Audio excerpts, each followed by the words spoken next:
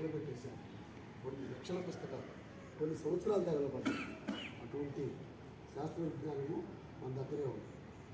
రాహులహిరుడు అనేటువంటి గొప్ప ఖగోళ శాస్త్రవేత్త తాను పరిశోధించి ఎన్ని చేయాలని చేశారు.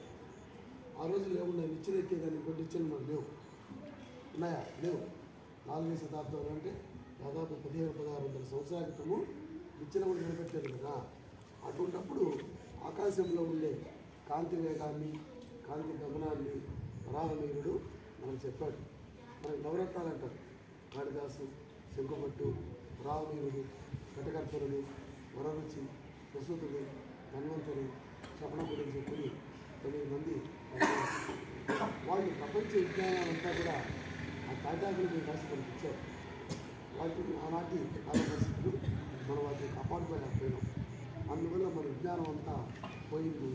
వాళ్ళు అవసరమైంది ఎత్తుకొని పోయి ఈరోజు భారతదేశంలో లేని విజ్ఞాన సంపద అంతా కూడా ఇతర దేశాల్లో వేద జ్ఞానాన్ని మనం సాధించుకోగలిగితే, దాన్ని మనం నేర్చుకోగలిగితే ఎటువంటివైనా కూడా మనం సులభంగా తయారు చేయాలి. పైథాగరస్ తెలిసినట్టు అది కూడా మరి ఎక్కడ ప్రపంచంలో ఏ దేశాల్లో పుట్టినా ఏ దేశాల్లో పెరిగినా వాటికి మూలము మన భారతదేశంలోని అంశాలే ఉంటాయి. కాబట్టి శ్రీనివాస రామానుజులు ఎక్కువ కాలంగా 200 సంవత్సరాలు తమిళనాటి వ్యక్తి కొన్ని వేల సంవత్సరాలు జీవించే విధంగా ఈ వర్గమూలాలు తయారు చేసి మనకు అందించారు. ఐన్స్టీన్ పేరు వింటారు, ఉన్నారు ఎప్పుడైనా. ఐన్స్టీన్ E=mc² అనేటువంటి ఒక చిన్న సూత్రాన్ని ఆయన కనిపెట్టారు. చిత్రం ఏంటంటే ఆ సూత్రం ఇంకా కూడా పరిశోధనలోనే ఉంది.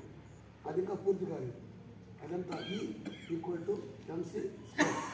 దాని మేధావులు కూడా ఇంకా టైం తీసుకుంటా ఉంటుంటారు. ఆయన చచ్చిపోయి 200 ఏళ్ళు అయినా కూడా అవి ఎప్పటికీ సాల్వ్ కాని సమస్యలు.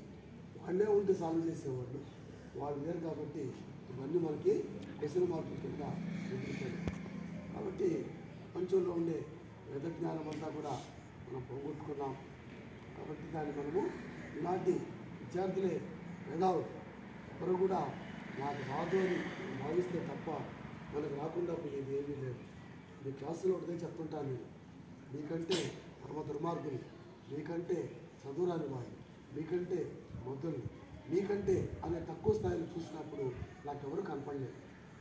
కనపడాలి కదా, నాకెవరు కనపడలేదు అంటే పిల్లలందరూ మంచోడు, పిల్లలు ఎప్పుడు మంచోడు.